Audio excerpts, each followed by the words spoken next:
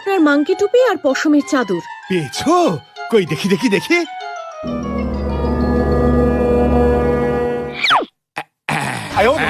এই তো, ব্যাস, এইবার আর ঠান্ডা লাগবে না।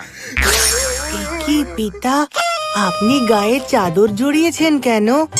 আপনার কি শরীর খারাপ? বালাই ষাট, তোমার পিতার শরীর খারাপ হতে যাবে কেন? তাহলে পিতা হঠাৎ গায়ে চাদর জড়িয়েছেন কেন? কাল তো শ্রাবণ মাসের শুরু। সমস্ত ভক্তবৃন্দরা মহাদেবের মাথায় জল ঢালবেন। মহাদেবের যাতে ঠান্ডা না লাগে তাই এই পশমের পরিধান। কাল সমস্ত ভক্তবৃন্দরা পিতার মাথায় জল ঢালবে কেন? কাল কি পিতার মাথা খুব গরম হয়ে যাবে? না বিনায়ক, কাল থেকে শ্রাবণ মাসের শুরু, আর এই শ্রাবণ মাসেই অমৃত মন্থন হয়েছিল।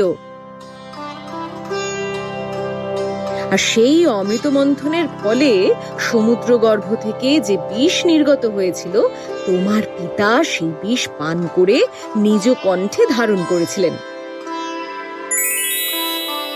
আর এই বিষ পানের ফলে মহাদেবের সারা শরীর নীল হয়ে গিয়েছিল। আচ্ছা, নীল কেন হয়েছিল? হলুদ কেন হয়নি? হলুদ হলে পিতাকে খুব ভালো লাগতো, একেবারে আমার লাড্ডুর মতো। যাই হোক, তুমি আমাকে